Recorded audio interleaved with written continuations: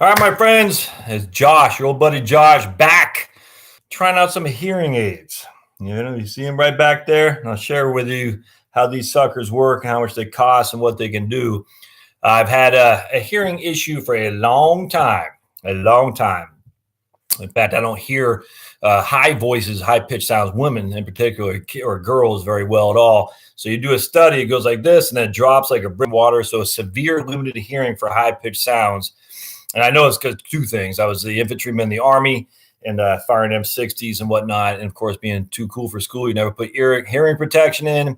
And I've always listened to loud music. In fact, I remember like it was yesterday, it's probably 1987. We used to have these Walkmans. Remember those Walkmans?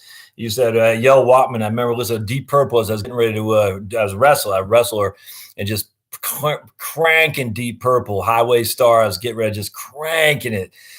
So that's in 87, 86, 87, like that. And I go in the Army in 88 as the infantry, and the infantry is just bad because, again, you shoot M16s, M60s is what I was.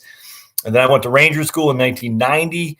And so in class 9-90, and I'd never made it, by the way. I didn't clear. I went 9-90, 10-90, 11-90, and 12-90. And I finally said, after two Fort Benning things in Ranger School, and then two in the mountains up here in Dahlonega, and where you can't tie your knots well, and you got to rappel with some dude on your back down this huge mountain. I couldn't figure out how to tie my knots to save my life, but it was a great experience anyway. The guy who was on my back, who was trying to rappel down this mountain, it was about 3 a.m. one night, and they called us in a formation. This is right when the Persian Gulf War was starting, as a matter of fact. It was weird because that was the one time you actually got some sleep in Ranger School. And back then, you had four. You had the Georgia phase, you had the Mountain phase, you had the Florida phase, and then you ended up with the Utah phase. I only made it halfway through. Twice, I made it halfway through. But anyway, so this guy was clearing his rifle. We had these blanks, and he shot it right up against my ear as a blank. So shrapnel went my right ear, and you can still to this day, my hearing's been horrific on my right ear. So, and also I was in a metal band, a hardcore heavy metal band for many years. Always liked loud music, always have. Been to many shows sitting in front of the big Marshall stacks and just not with the proper earplugs. Anyway, so it hurts you after a while. And so I finally said, well, let me try these earplugs. So these hearing aids, and here they are. I don't know if you can see that very well. You can't even see it. Look at that. When I came home today, my wife didn't see it. And this right here is actually Bluetooth and everything enabled. There's a little battery. So it turns off when you put the battery on. So there's a battery. When you take the battery out, just even open the cartridge, the door for the battery, it turns off the hearing aid. It doesn't feel right. It feels weird. It's easy to put in. It's like it itches. I don't like it. So I don't know. It's something about hearing. It's like, I just don't hear that well, like in a crowded area. Like if I'm sitting at a Qdoba ordering one of those, burritos or something like that, I'd never hear very well. It's actually kind of frustrating. I know there are some like older guys, we think they're grumpy old men who get frustrated because they don't hear well. And now I kind of know what that's like. I don't really yell or anything like that, but you're sitting in a crowded area. I'll be doing seminars, for instance, and I can't hear like a lady in the back who's talking. I'll never be able to hear her well, so I got to kind of walk up to her. It can be frustrating. I don't know though. I mean, you can't even see that. It's pretty cool. You can definitely hear, and you can put an app on your phone to get it, and it shakes like that. And I don't know. It's going to take some time getting used to, but so a couple things. A, don't listen to music so loud. Obviously, my goodness, when you're a kid, you don't think about this. I'm only 48 years old, and the idea I need hearing aids. But if you listen to music so loud, it does damage, permanent damage, and you'll never get it back. And it's not good not being able to hear. It just isn't. And frankly, the louder you listen to music when you're young, the louder you're going to need to listen to it when you get older. And so don't listen to music too loud. But if you're going to the military or as enlisted, I don't know how officers work, but enlisted, you have something called ETS, and enlistment terminated status. So you're going through your out processing, essentially out processing. So for me, I got out February 27th, 1992. The whole week of 20th February 92 to 27th February 92, you're going down to the quartermaster and turn all your crap in. But they're also checking to see if you have any issues in terms of disability or anything like that. And every single person ever told me, said, make sure you say you have something, even if you don't think you have it today, just put it on there for the record so they can recognize that later on when you go to VA that you said you had a disability. And I never did, because like most stupid 22-year-old kids that just want to get the hell out of the Army, I was like, I just want to get out. I don't care. I don't want to do any other paperwork. I just want to get my stuff and leave. And, you know, when I was 22 years old, so 48 years now, that's 26 years later, I go to the VA. They say, you can't get covered. And I say, why? I got hearing when I was in the Army. I was in the infantry. I got shot in the ear. Again, with shrapnel. I wasn't in combat. All right. I didn't finish Ranger school. Just regular old guy and doing whatever. But I said, I don't hear. You can see like that. And it drops off a cliff. And they said, no qualify. You had to file a claim while you're in the Army, at least to get on your record. And I didn't list those guys. So if you're going in the military, if one of your kids are, and again, I don't know how it works for officers, but if you're enlisted, and again, this is the Army, but I assume it's the same with all the other branches too, make sure you fill out the thing for a disability, just in case. You just don't know what you're going to need in the future. And these suckers right here, my friends, is $4,800. And people say your insurance covers. No, it does not.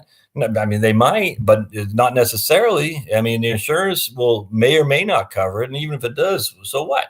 The VA, if you got a disability in the military, the VA should cover that. Absolutely, yeah, they should.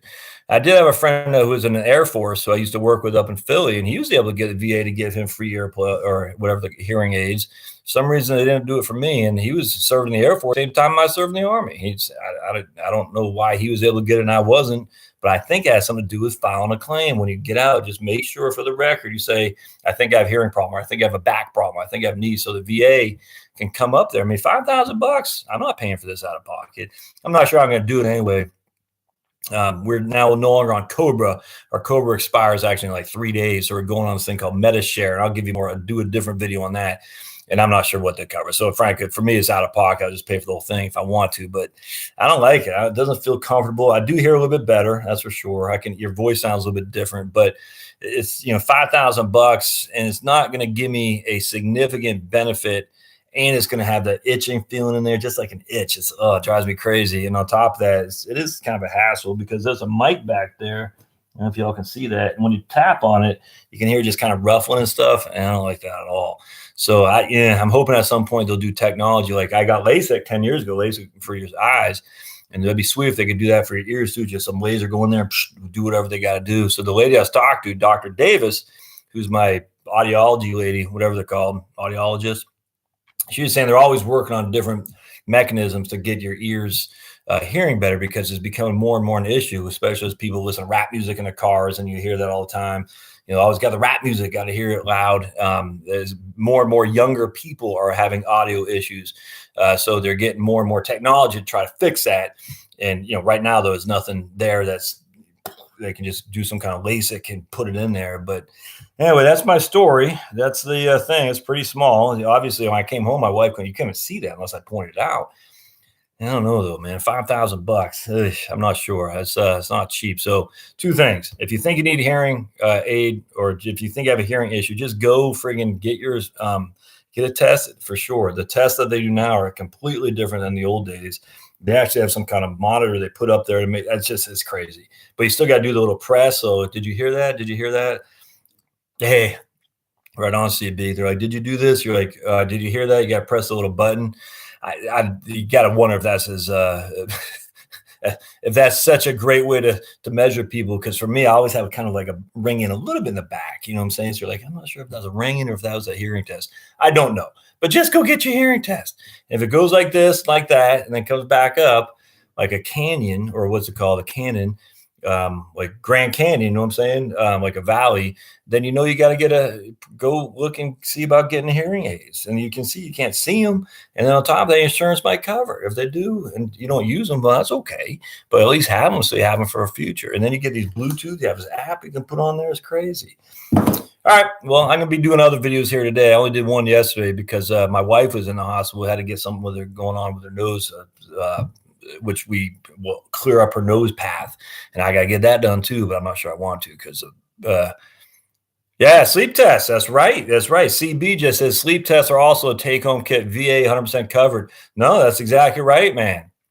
I don't think they'll cover me though, because I didn't put anything on the VA when I was getting out of the military. But sleep tests, exactly. They got this thing now. And that's exactly what I was going to do, man. CB says I was exactly going to do the same thing to see about my sleeping thing, because if I have a disruptive septum, I forgot what it's called, where your airways in your nose is kind of blocked by like a tissue or something like that, it could keep you from sleeping well. If that's true, then you got to get a sleep test. So I'm thinking about doing that myself. We'll shall see. But CB says that's VA 100% covered. So if you're a veteran, I don't know how it works in your area here in North Georgia. The VA wasn't very friendly towards it. Wasn't me. They just basically kicked me out the door. I just did it online, by the way. So look at you, your VA, and see what they can offer you, because you served your country, man. I was making $8,000 my first year as a private E1 in the Army as an infantryman. I mean, you're not welfare if you go to the VA. You served your country. You have a right to go do it. Now, whether or not they grant you, I don't know. But don't be all proud like, I'm not going on welfare. That's not welfare. You weren't making any money, man, while these other kids were in college or the other kids were working. Hey, what's going on, Mark? So if you are a veteran, go see the VA and see what they can do, like CB is saying about your sleep test or about your hearing aid or whatever kind of illness you have. And hopefully, though, if you are in service now, before you separate from service, make sure you tell them, hey, I have this issue with my hearing, I have this issue with my knees, I have this issue with my back. Just get it registered so that way when you get your DD-214 and all the other medical documents that go with it, you can say to the VA later on, look, man, I told you about this back in 1922. And they can say, oh, you're right. So we can look at it. I got 2 more videos coming out today that you're going to like. Stay tuned, because this is going to be good. I'm going to talk to you. There's going to be some good stuff I got coming down the pike. So stay tuned, and we'll see you next time. Thanks, guys.